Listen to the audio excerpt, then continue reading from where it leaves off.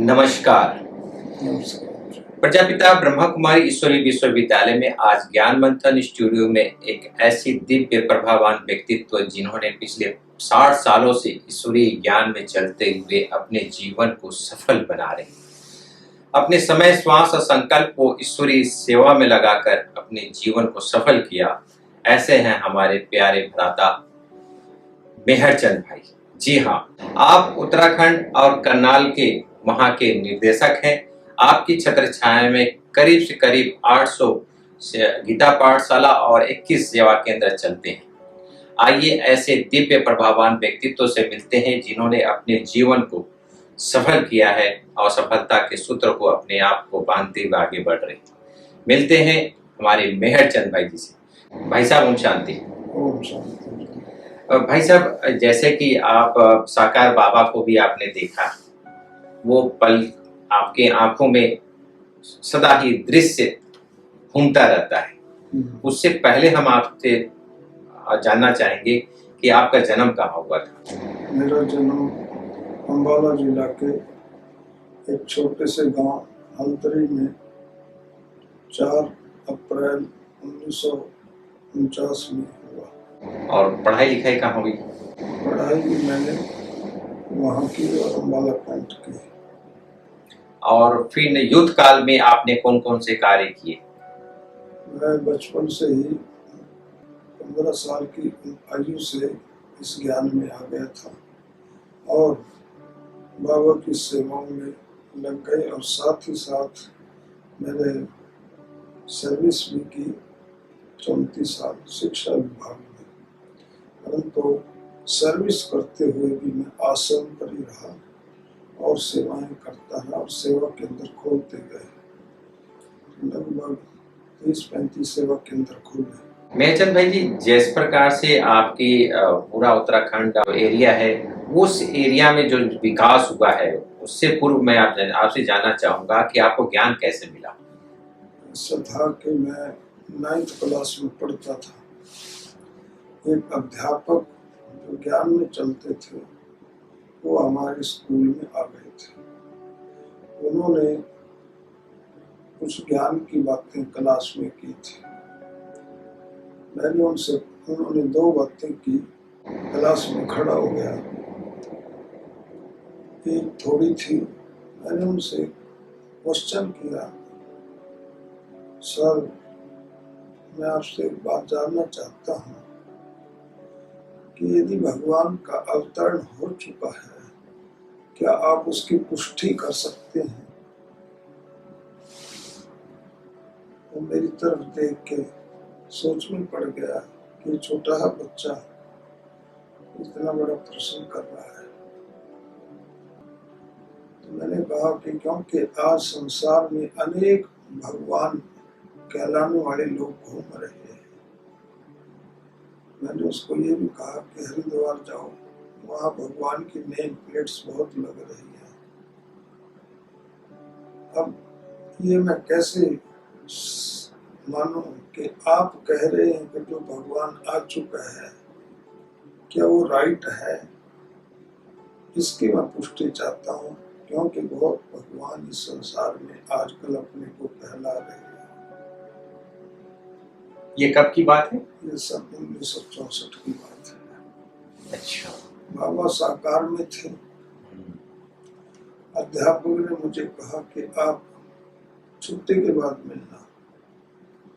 मैं छुट्टी होने से 5 मिनट पहले मेन गेट पर जाकर खड़ा हो गया अपना बस्ता लेकर कि मास्टर जी यहीं से गुजरेगा और मैं पुष्टि करूंगा। तो वो मुझे उसने किराए पर मकान ले रखा था, बाहर के रहने वाला था, ट्रांसफर होकर आया था। तो नया नया आया था हमारे स्कूल में, शास्त्री था, संस्कृत और हिंदी का अध्यापक था। तो मैं उसके कमरे पर चला गया। उसने मुझे 2-3 चित्र ही उस समय तक निकले थे, वो समझाने शुरू कर दिए। मैंने कहा, सर ये ज्ञान तो मैं बाद में समझूंगा, मुझे तो पहले ये पता चल जाए कि परमात्मा आ चुका है, तभी मैं मानूंगा ये उसका ज्ञान है। आप अपनी तरफ से समझा रहे हैं, मेरे को तब तक बात अंदर नहीं जहन में नहीं जा रही है। मुझे तो परिचय उससे कराओ, परमात्मा का। बाबा से। अध्यापक चुप हो गया, वो ट्रांस में जाता था, तो ट्रांस में गया, बाबा से क्वेश्चन किया कि बाबा एक बच्चा है, छोटा है वैसे तो 9th क्लास में पढ़ता है, तो उसने ऐसी ऐसी बातें मेरे साथ की है। बाबा ने कहा बच्चे सूर्य वंश की सोल है, वो तो क्वेश्चन करेगी। अच्छा, ये उसी समय उसको आभास हुआ। और वो पुष्टि मांगेगा, यदि उसको पुष्टि हो गई वो बलिदान दे जाएगा। अध्यापक की दृष्टि मेरे प्रति घूम गई, तो उसने बाबा को फिर पत्र लिखा,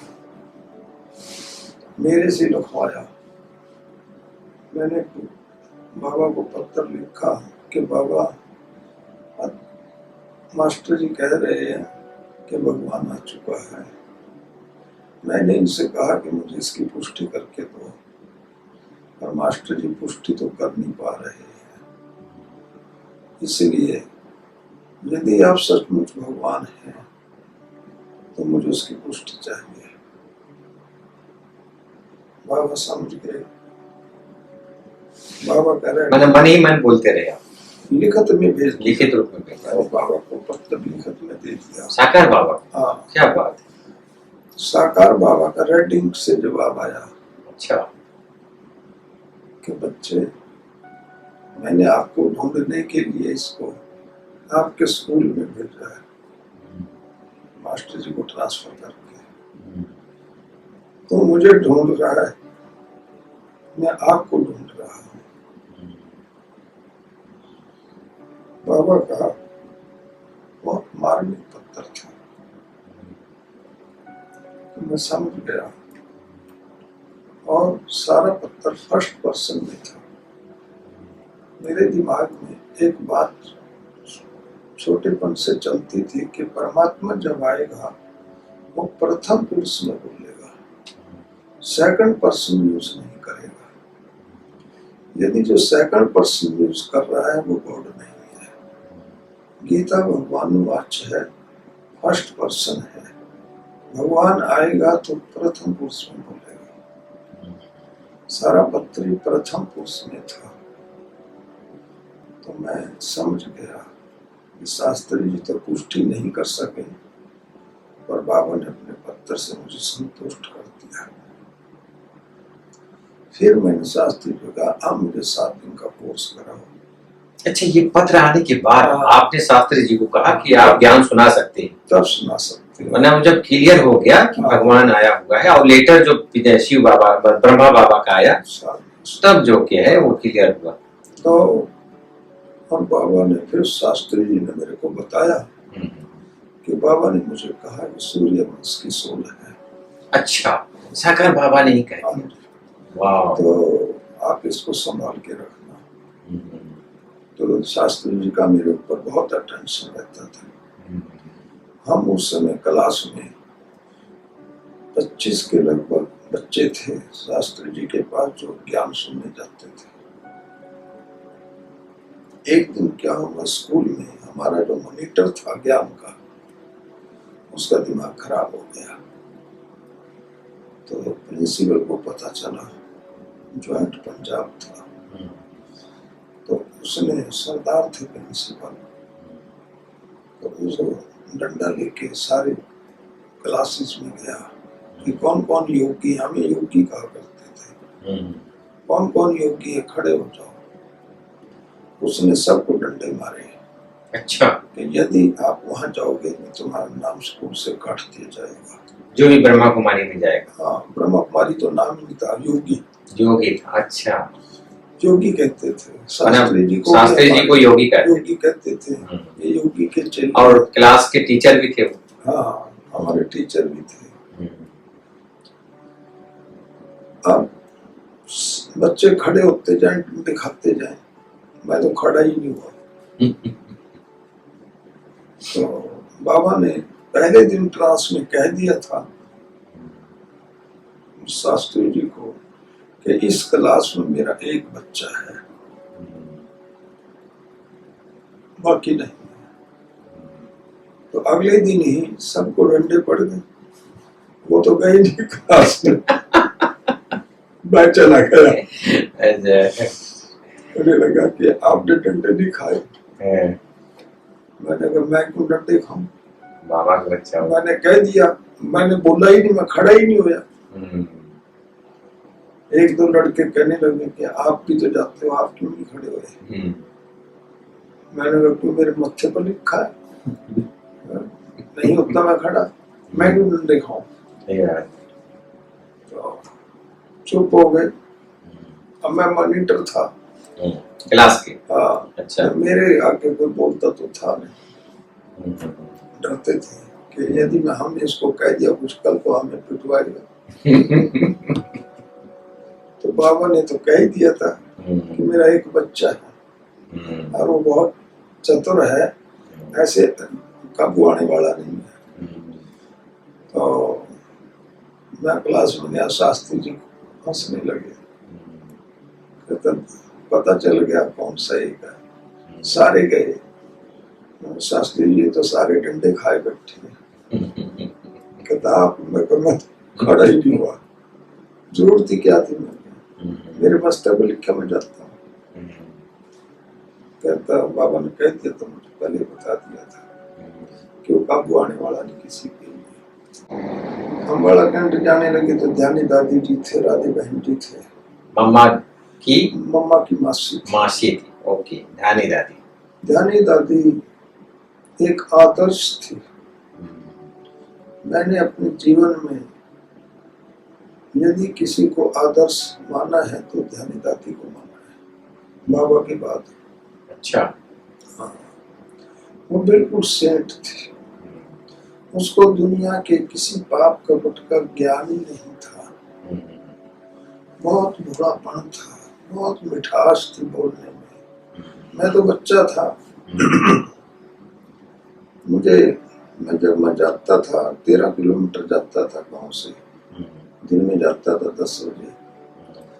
तो दादी बुलाती थी, केसरी इधर आ, ना गांव के नाम से बुलाती थी। स्कूल था हमारा केसरी, वहां पढ़े थे, उसी के नाम से बुलाती थी।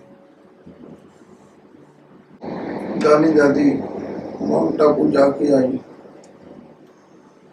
बाबा ने पूछा कि मेरा गांव से बच्चा आता है, उसका क्या हाल है।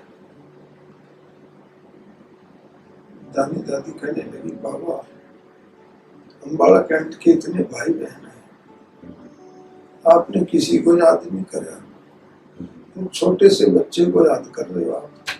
अच्छा, मतलब साकार बाबा का आपका विशेष फोकस। हाँ, वो पहले वो तो देख लिया उसने, लेकर से ही समझ गया था। उसकी सोल उसने देख लिया था। ध्यानी दादी कहती, बाबा मैं आपसे पूछती हूँ, उस बच्चे में आप क्या देखते हो। वो तो छोटा सा बच्चा है और आता है, मुंडली पड़ता है, सेवा करता है और चला जाता है, हमारे से ज्यादा बोलता भी नहीं है, वो शांति जरूर करता है। तो बाबा हंसने लगे। बच्ची बाप जानता है बच्चे को। तो अब क्योंकि ध्यानी दादी कोई वो तो जानी जाननहार नहीं थी, वो तो बाबा से कह सकती थी, पूछ सकती थी। तो बाबा क्योंकि बच्चों का तीनों काल देख लेता था। जब मैं बाबा से प्रथम बार मिला, बाबा ने मेरे से कहा कि बच्चे तू अपने को साधारण समझ रहा है, मैं आपका असाधारण रूप देख रहा हूँ। नहीं, आपको भी ये पता चल गया कि मेरा विशेष बच्चा है, ये सूर्यवंशी है, तो आपका हाव भाव कैसा रहा। मेरे को तो खुशी तो होनी थी। बाबा ने जब ये कहा मैं तेरे तीनों काल देख रहा हूँ, मैं असाधारण रूप देख रहा हूँ, बाबा जान रहा। अभी उस समय हम साधारण बच्चे थे, हमें ये मालूम नहीं था कि कल को हम संस्था में समर्पित होंगे, हम सेवाएं करेंगे, सेंटर खोलेंगे, बहनें निकालेंगे। हैं?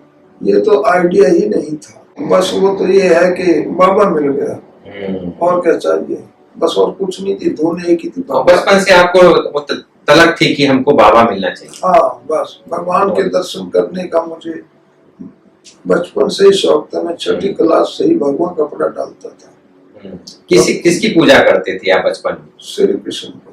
श्री कृष्ण को भगवान मान के पूजा करते थे? श्री कृष्ण को इष्ट मानते थे। मंदिर जाते थे आप? हाँ, और सत्संग सुनते थे गुरुओं के। अच्छा। मैं गुरुओं को कहता था कि जब भगवान आएगा उसकी पहचान का मापदंड क्या है।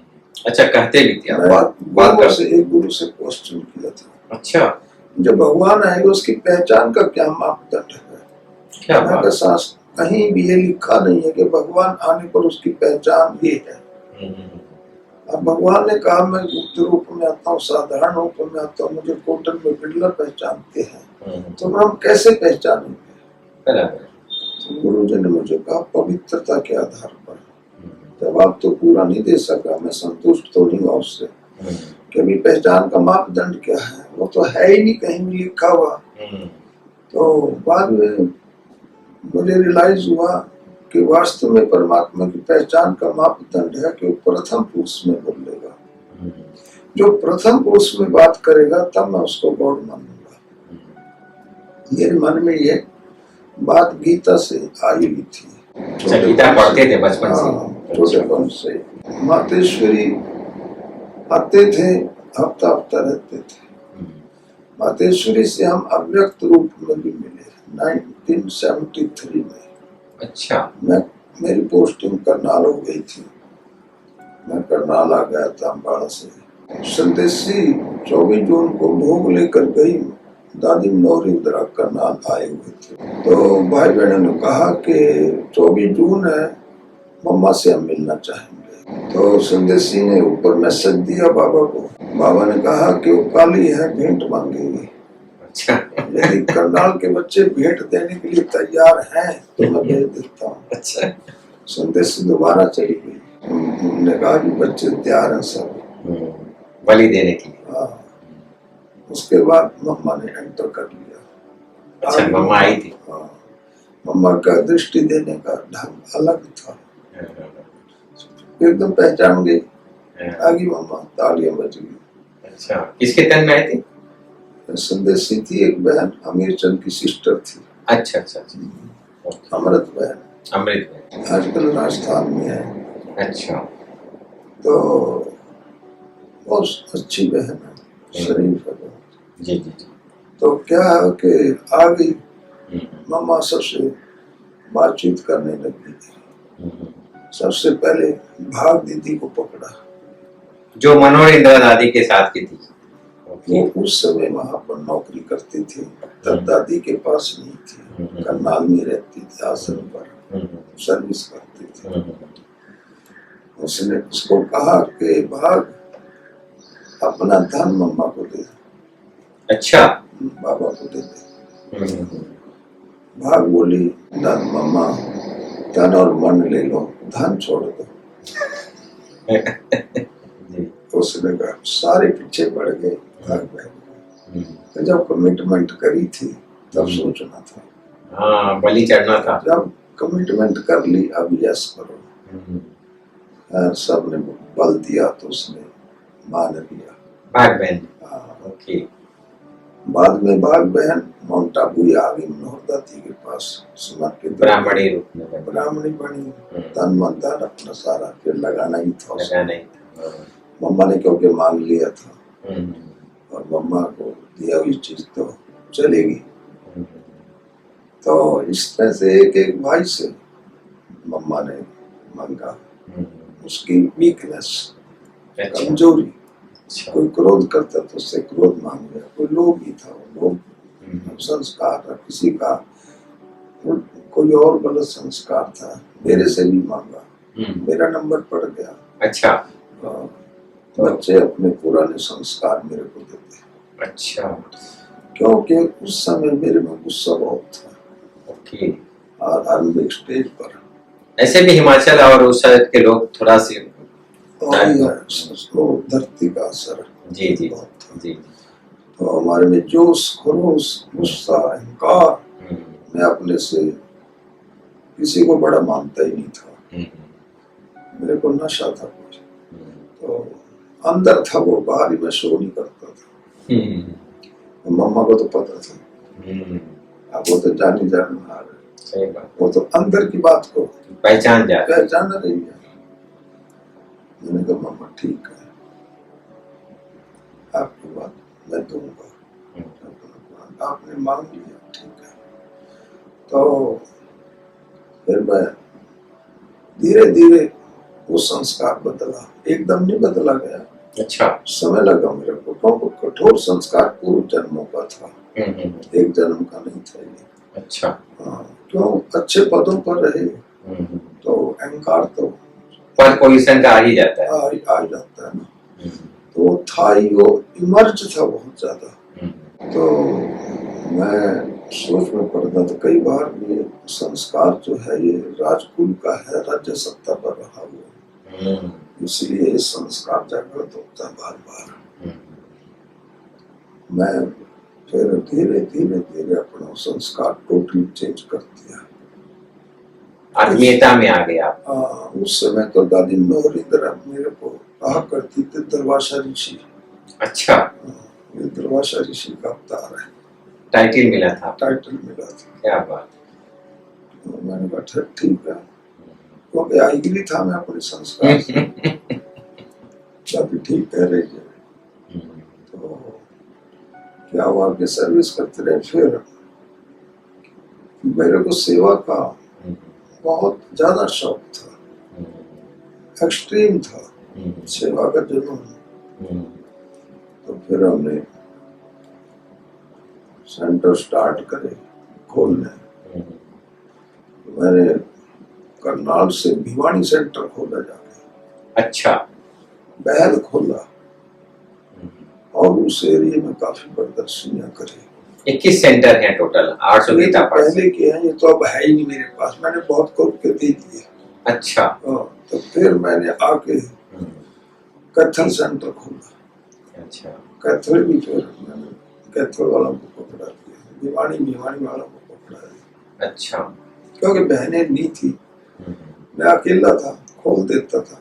अच्छा, वो बाबा ने कला मेरे को दे रखी थी, जी जी, तो जो नजदीक पड़ता था उसको दे दिया।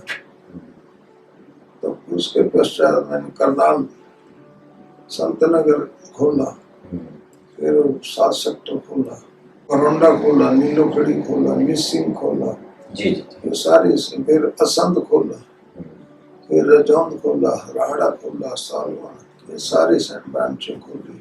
अच्छा। और गीता पाठशाला अलग थी। तो इस समय कितना गीता पाठशाला और सेंटर? इस समय लोग 500 से ज्यादा गीता पाठशालाएं हैं। ओके, और सेंटर है ये 30 के लगभग। अच्छा, तो वो सारा बाकी तो खोल के दे दिए, जी, खोले तो ज्यादा है, पर उस समय बहने नहीं थे, हम देते गए। हाँ, जोल जब बढ़ गया, अमीरचंद भाई जी जाने के बाद, चंद्रमणि दादी जाने के बाद बढ़ गया। हाँ, वो क्या था कि दादी चंद्रमणि को सेवा का बहुत शौक था, जी जी, बहुत शौक था, और वो सेवा करने वाले को हौसला देती थी, और क्योंकि खुद भी वो हौसलेदार थी। अब मैं करनाल में सेवाएं कर रहा था, सर्विस भी थी मेरे साथ, करते करते फिर क्या हुआ कि उत्तराखंड में एक भाई थे घनश्याम, वो एक्सपायर हो गए। तो बाद में मुझे जिस भाई के कंट्रोल था, बाद में उसने मेरे को कहा कि आप गढ़वाल की सेवाएं कर लो। मैंने कहा पहाड़ों पर कौन जाएगा इतनी दूर। तो उसने कहा, वो मेरा मित्र था, मैंने कहा चलो मैं आपकी बात मान लेता हूँ। फिर उस हमने वहाँ श्रीनगर में सबसे पहले 2 बहनें बेची। तो फिर मैं गया वहाँ, मुझे मालूम नहीं था, ज्यादा पहाड़ का अनुभव ही नहीं था। तो मैंने देखा, फिर मैंने वहाँ अपना वो देखा सेंटरों की लिस्ट कि इस क्षेत्र में कोई सेवा केंद्र है ही नहीं।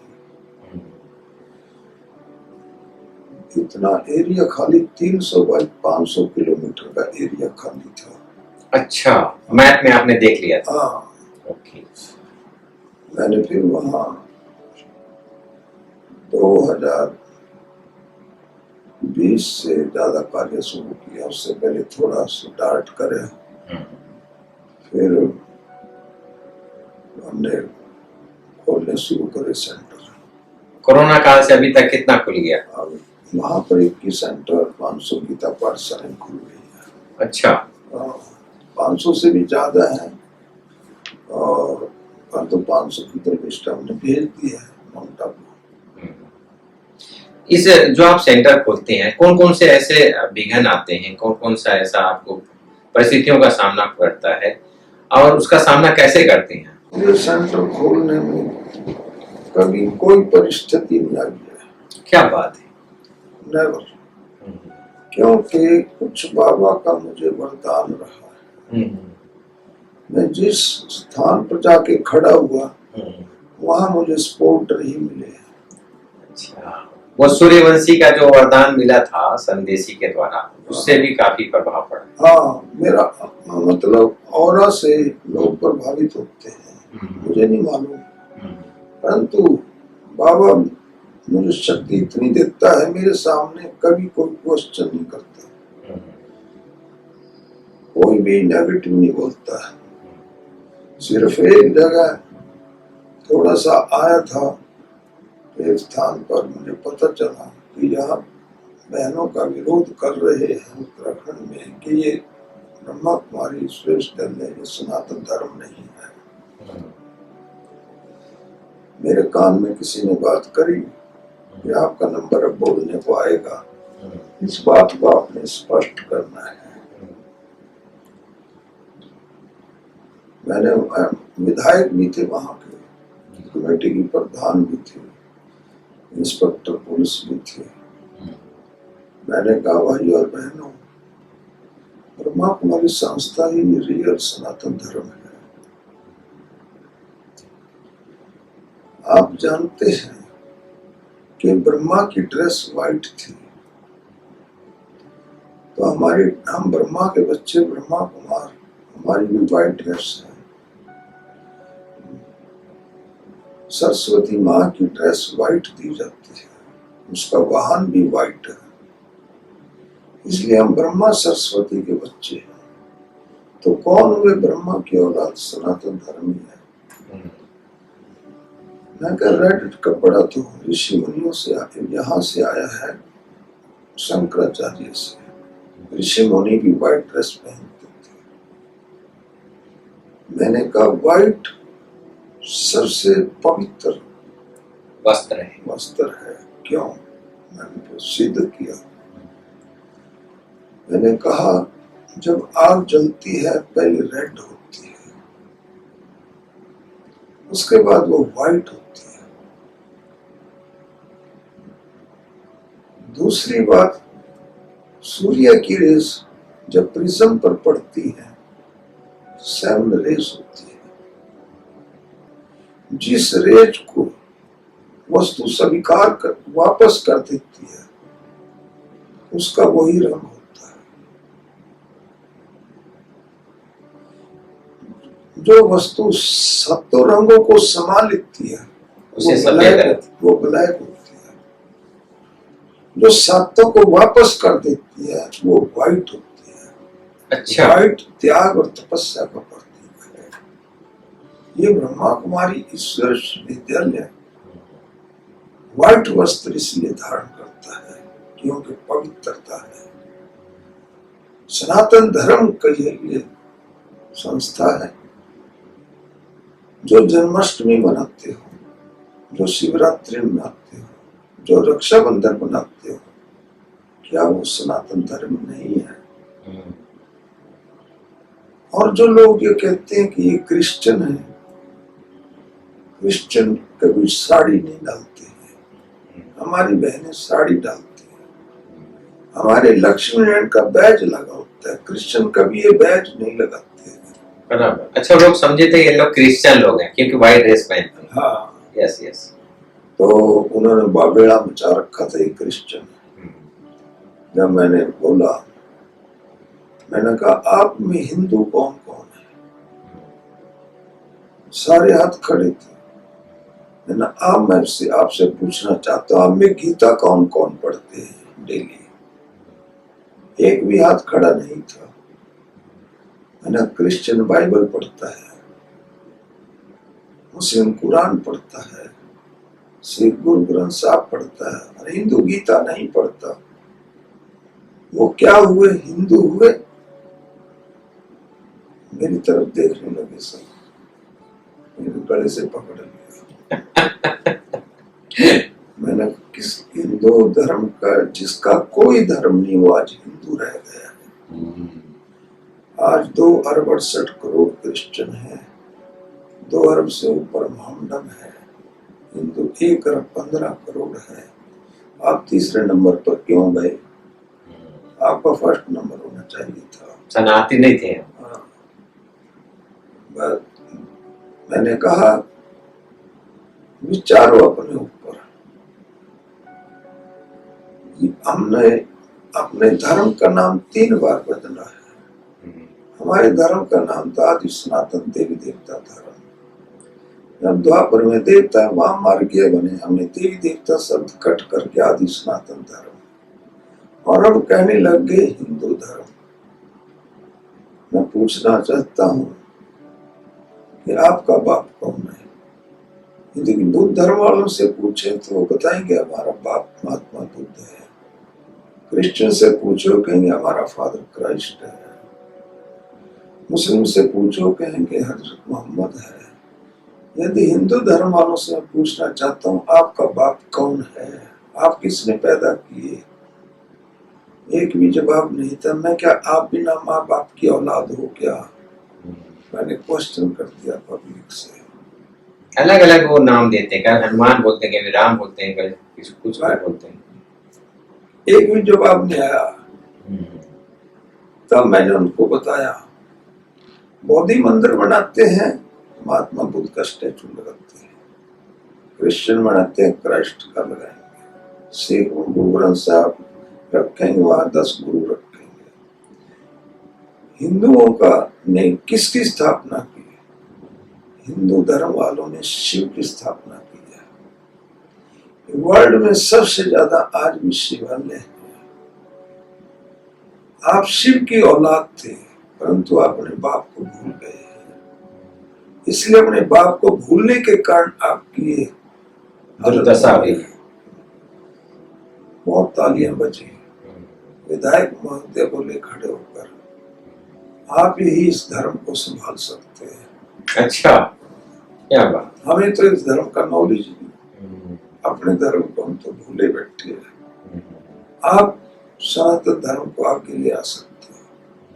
मैंने कहा ये संस्था 140 देशों में अपना परचम लहरा चुकी है।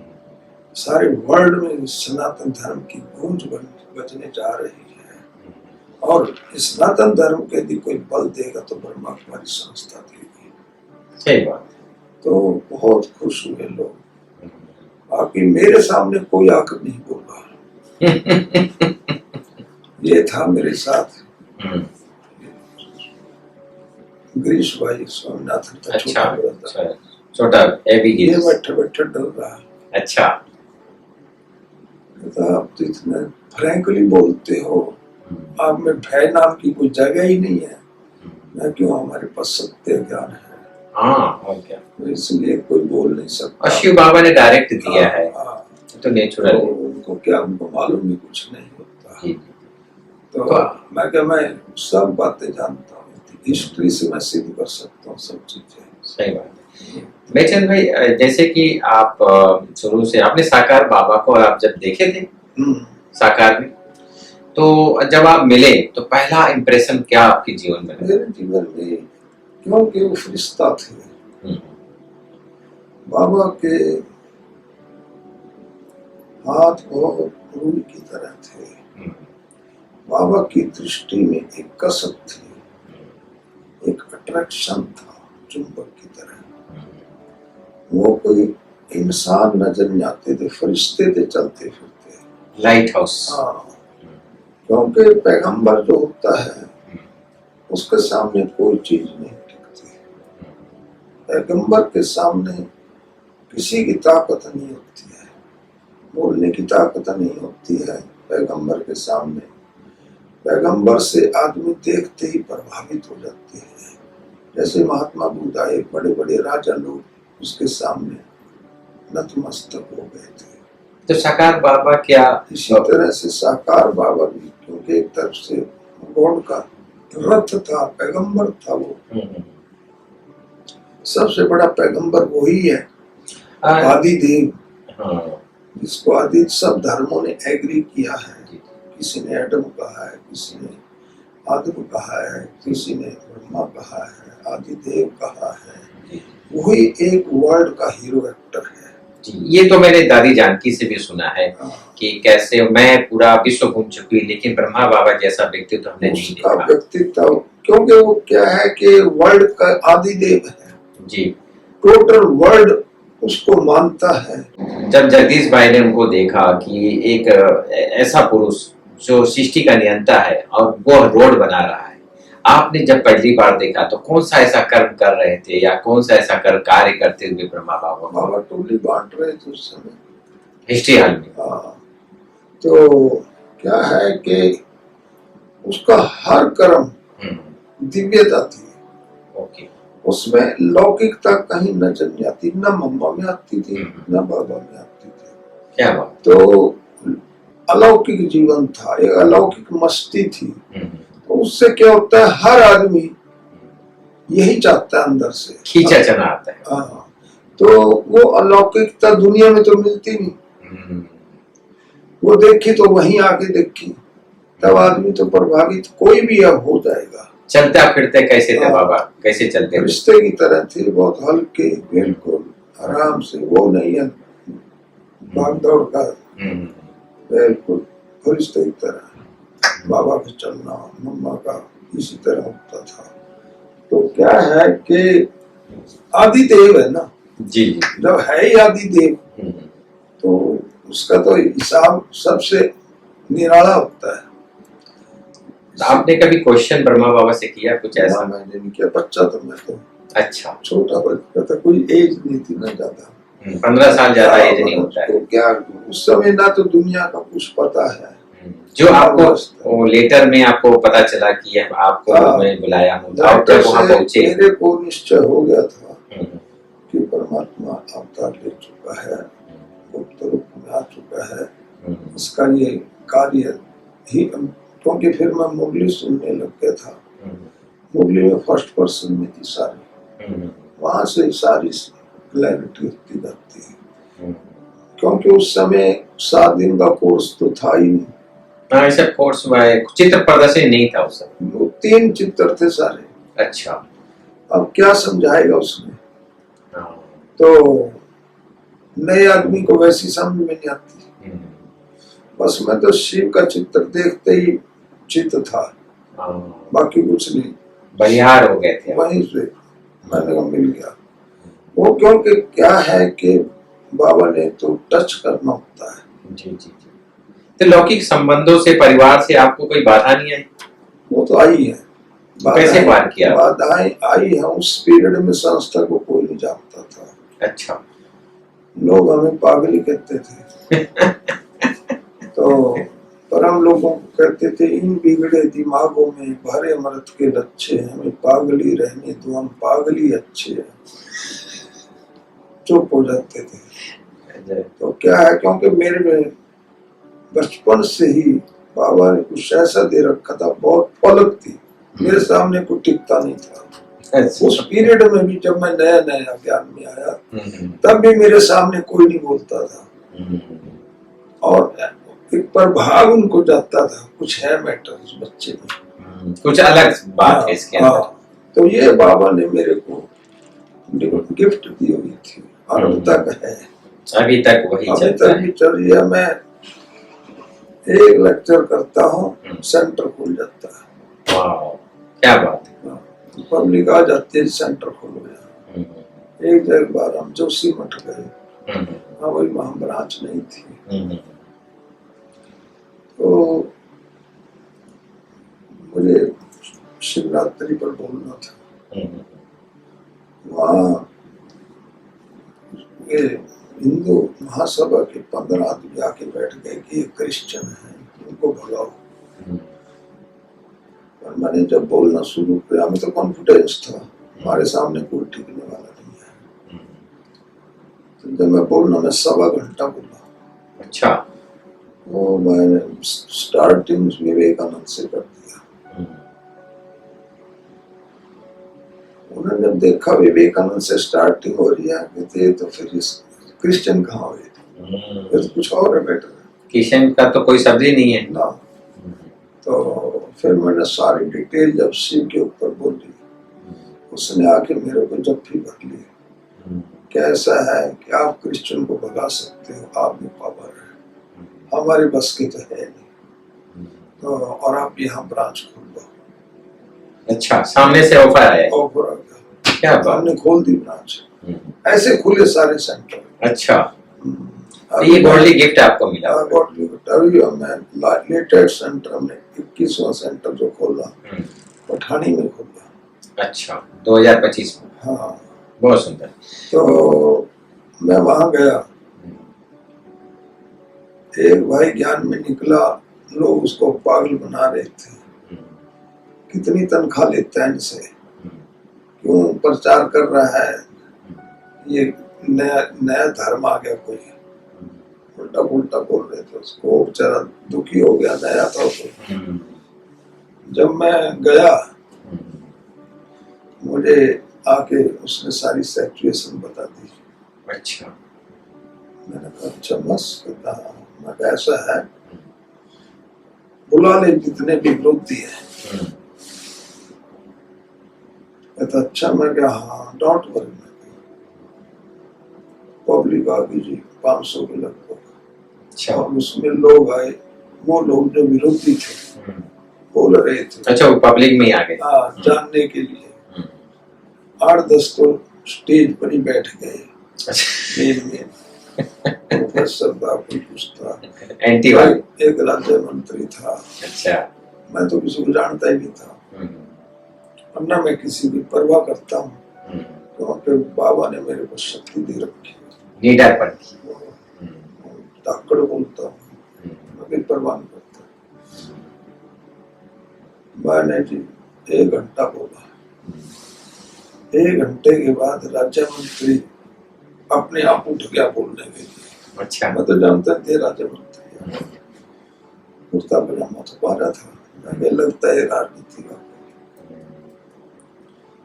वो कहने लगा, ये मंदिर आज से आपके लिए खुला रहेगा, जब भी आपने प्रोग्राम करना है। छुट्टी दे दिया। क्या बात। और मैं आश्रम के लिए जगह दूंगा बनाने के लिए। मुझे बड़ी खुशी हुई है कि कोई तो सनातन धर्म को बचाने के लिए आया है सामने। सही बात है। तो शिव मंदिर का साथी, मैंने शिव का परिचय दिया। कहता आज पता चला असली तो हमें बताने वाला कोई नहीं। मैंने मिस्ट्री से एग्जाम्पल दिया, क्यों नहीं आज हमको ज्ञान रहा है, इसके पीछे क्या राज है। सभी अपने धर्मों का पूरा जानते हैं, हम नहीं जानते अपने धर्म को, इसके पीछे क्या राज है वो सारा समझाया लोगों को। लोग सहमत हो गए। प्रोफेसर तो कहता मेरी आंख खुल गई है, आज आंख खुल गया है, वाकई हमारे साथ अन्याय हुआ है, इतने गुलामी के शिकार बने। वो सारा उनको इतिहास बता दिया। तो उसके बाद अपना सेंटर चल पड़ा, कोई विरोध नहीं। गीता पढ़साएं खो रही है जी जी, माताएं आ रही हैं, माताएं खो बनती हैं जी। मेरचंद भाई, ज्ञान मार्ग में कहा गया है अशरीरी अवस्था कहते हैं, अशरीरी, इसका अभ्यास कैसे करते हैं आप? अशरीरी का मतलब क्या होता ऐसा है कि मैं एक अभ्यास करता हूँ, आत्मिक स्वरूप में टिकना है मैंने, क्योंकि मेरा ओरिजिनल स्वरूप यही है। तो मैं इसके लिए अपने को एक उसमें रहता हूँ धुन में कि मैं निराकारी, निर्विकारी, निरंकारी आत्मा हूँ। मैं ज्योति का पुंज हूँ, मैं शक्ति पुंज हूँ, और मैं सब राज्य अधिकारी आत्मा हूँ, मैं अवतरित आत्मा हूँ। ये 4-5 बातें मैं रिवाइज करता ही रहता हूँ जब अकेला रहता हूँ, हर पल हर क्षण? हाँ, तो उससे क्या है कि मैं अपने स्वरूप में 24 घंटे टिकने का अभ्यास कर रहा हूँ। मैं जब ही हूँ, ओरिजिनल में सोली हूँ, तो ये टीका लगा रहे, माने इसमें टिके रहे। जितना ज्यादा हम आत्मिक स्वरूप में टिकते हैं, उतना ही हमारा ऑरा बढ़ता है और उतना ही हमारा प्रभाव जाता है दूसरे के ऊपर। आज तक जीवन में मेरे आगे किसी ने क्वेश्चन नहीं किया जब मैं ज्ञान समझाता हूँ। एक बार 10 वकील आ गए और वो आए नेगेटिव व्यूज लेके कि भी इनको हम आज वो करेंगे परास्त। बहन जी ने कहा कि 10 मिनट वो पेट है, आप अटेंड करो, हमारे बस के तो ये है नहीं, कोई बात नहीं, आने दो। मैं देखो, ये स्पिरिचुअल कोर्ट है, ये वो कोर्ट नहीं है। आप जितने मर्जी प्रश्न कीजिए, हम जवाब आराम रिलैक्स होकर। हाँ। जी। उन्होंने 2 घंटे अच्छा। बातचीत करी, फिरा करी, मैंने उनकी सारी बातें काट दी। अच्छा। एक नहीं चलनी थी। वो मेरी तरफ देखे, ऊपर देखे, नीचे देखे। हम तो आए थे कुछ और से, ये तो मैटर कुछ और है। फिर वो कोर्स किया उन्होंने 7 डेज, 2 वकील क्लास स्टूडेंट बन गए। अच्छा। उन्होंने फिर कोर्ट में बहुत प्रोग्राम कराए, जब वो स्पीकर आया तब प्रोग्राम करा देते थे, क्योंकि इंट्रोडक्शन हो गई। सत्य बातों का हर कोई व्यक्ति पहचान लेता है कि ये बातें जो कह रहे हैं ये सत्य है। सत्य है। कहते हैं कट दो हमारी बात, ही आप में ताकत है। मैं तो खुली चुनौती दे देता हूँ। जी जी जी जी, खुली देता हूँ। बहुत सुंदर। वरदान भी आपको मिला हुआ दिया हुआ वरदान है जी। बहुत पावर्स उसकी काम करती है। और अब उत्तराखंड में थोड़े समय में इतनी सेवाएं बाबा ही करा गए। हम तो एक फ्रंट पर खड़े हैं अर्जुन की तरह जी जी, परंतु पीछे से शक्ति उसी की कार्य करती है। जी जी जी, मैं देखता हूँ, महसूस करता हूँ जी। बाबा का 100% शक्ति काम कर रही है। फलक से चलते हैं, जब भगवान साथ है हमें काहे का फिक्र। मैं पानी से और पहाड़ से बहुत डरता था। अच्छा। पहली बार जब मैं गया, मैं तो अंदर से सोच में पड़ गया। 250 फुट नीचे गंगा बह रही है और ऊपर पहाड़ खड़ा है, बीच में रोड है। अच्छा। तो मैंने बाबा कहता था, बाबा ये क्या है? तो अब मुझे क्या पता, तो बाबा ने मेरे से सेवाएं लेनी पहाड़ पर। वहाँ भी गीता पाठशाला सेंटर खुल गया, वही 500 खोल दी है। 500 वहीं खुल गया, वहीं खुली है। क्या बात। विकी सेंटर वहीं तो खुले हैं, 500 गीता पाठशालाएं। अच्छा, बहुत सुंदर। तो क्या है कि ये सब बाबा साथ चलता है हमारे सूक्ष्म में। बराबर। हाँ, तो बहनें भी हमारे पास 50 के लगभग हैं समर्पित बहनें। हाँ। भाई कितने? भाई 4-5 है। 4-5। तो काम बहुत अच्छे ढंग से, एक मत है सारा मैटर। जी जी जी, वो नहीं है, एक मत होके चलते हैं, सब जो कह दिया पूरा टीम वर्क से काम होता है। टीम वर्क से काम होता है। जी जी, तो अच्छे बड़े बड़े प्रोग्राम हमने धर्म सम्मेलन कराया, भ्राता मोहन जी गए, संतोष दीदी जी गए, इसका प्रोग्राम था सोशल विंग का। जी जी, फिर अभी आर्ट एंड कल्चर का प्रोग्राम था। विंग के प्रोग्राम होते रहते हैं। हाँ, कुछ न कुछ प्रोग्राम आप करते रहते हैं। चंद्रिका दीदी जी आए थे जी। तो मेहचंद भाई, ये अलौकिक यात्रा, एक इतना लंबा समय आपने 60 साल आपने प्राप्त किया भगवान के साथ रहते हुए, अपने शरीर को सुचारू रूप से चलाने के लिए, ये एक प्रकार से शरीर है, इस शरीर को चलाने के लिए क्या क्या व्यवस्था करते हैं जिसके द्वारा निरोगी रहे और निर्बंधन मैंने रहे? आज तक शरीर के ऊपर ध्यान ही नहीं दिया। जी जी। बाबा ही मुझे रख रहा है। मैं जितना खाने की इच्छा होती है उतना खाते हैं, जितना पीने को इच्छा उतना ही पीते हैं, आवश्यकता ज्यादा नहीं खाती आप? ना वो तो मैं आती नहीं हूँ।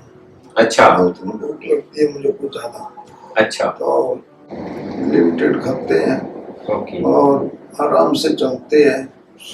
बाकी मैंने कभी शरीर की तरफ ध्यान भी नहीं दिया, ना मैंने कभी एक्सरसाइज करी, ना मैंने कोई सैर सपाटा किया है कि मैं शरीर को मेंटेन कर रहा हूँ, इसके लिए मुझे अटेंशन दिया। नो टेंशन अभी तक। मेरी एज अब मुझे 77 लग रहा है। अच्छा।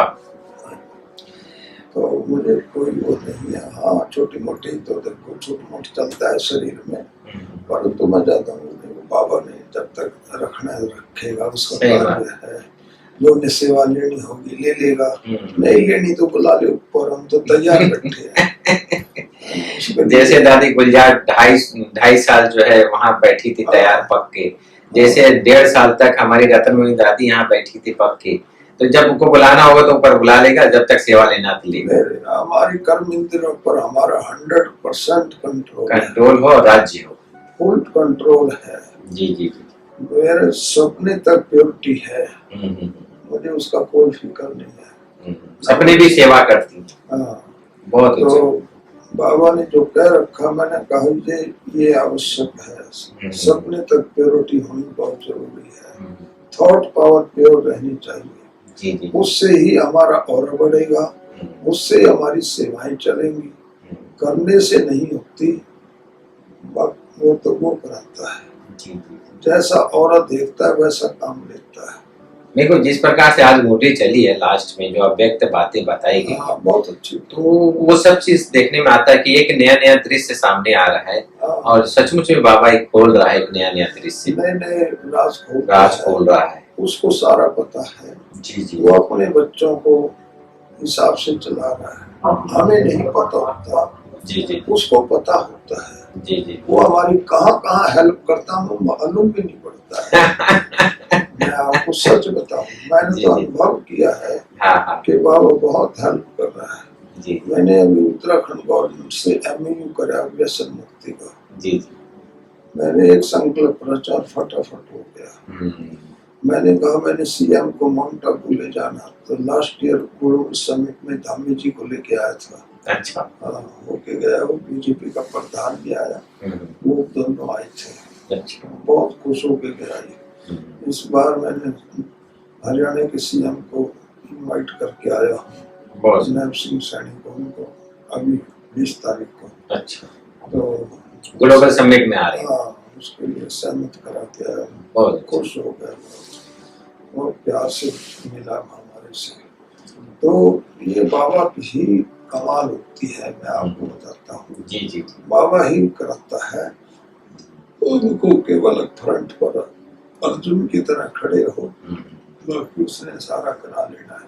प्रकाश मणि दादी, बड़े दीदी हमेशा मुझे कहती थी मेहर शेर इधर आ।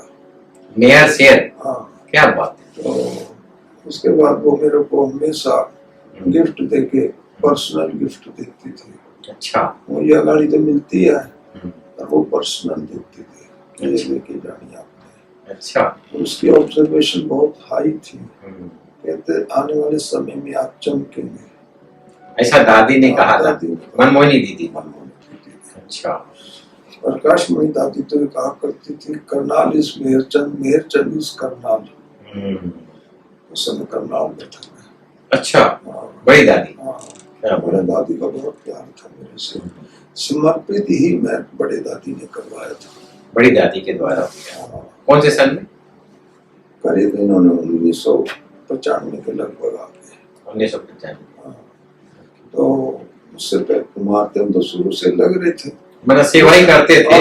उस समय कुछ समर्पण करने की भाइयों को प्रथा थी नहीं। फिर दादी, बहनों की थी लेकिन भाइयों की नहीं। फिर दादी ने एक बार ये विचार किया तो फिर हमारे नाम दादी ने ही नाम मेरा प्रपोज करा मेहरचंद को कर उसने तब टेलीफोन कराया अच्छा कि आओ यहाँ पर मौका किया। अच्छा, तो अमीर चंद भाई को, चंद्रमणि दादी। चंद्रमणि दादी और दादी से मेहरचंद भाई, जिस प्रकार से आपने पूरी गाथा जो आपने सुनाई और एक प्रकार से वहाँ की आप शेरो दिल थे, अब दीदी ने आपको उदाहरण में दिया और फिर दादी ने भी बहुत बड़ी महिमा की, सबकी आप दुआओं में पले और एक प्रकार से बहुत स्मूथ रीति से गाड़ी को आप चला रहे। आपने बहुत अच्छे एक अशरीरीपन का अभ्यास भी बताया कि कैसे मैं आत्मा स्वराज अधिकारी बनकर आत्मिक स्वरूप में रहकर हर कार्य को संभाले। वास्तव में कराने वाला वो है, सबको टच कराने वाला वो है। हमारा काम है आत्मिक रूप में होकर अपने कर्मिंदों पर राज्य करते हुए अपना सेवाओं को विस्तार में ले जाना। दोस्तों, आपने सुना कैसे मेहरचंद भाई अपने जीवन को सदा ही सच्चरित्र के द्वारा मन वचन कर्म से सदा ही बाबा की सेवा करते आए। कोई योगा नहीं करते, सदा ही परमात्मा की सर्व संबंधों के साथी बनाकर अपने आप को चलाते हैं और श्रीमत के अनुसार से अपने आप को चला रहे हैं।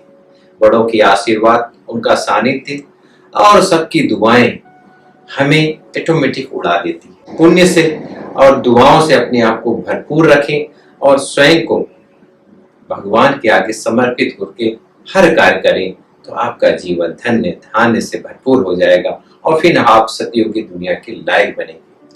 फिर मिलते हैं एक नए एपिसोड में नए व्यक्तित्व के साथ। तब तक के लिए नमस्कार, नमस्कार।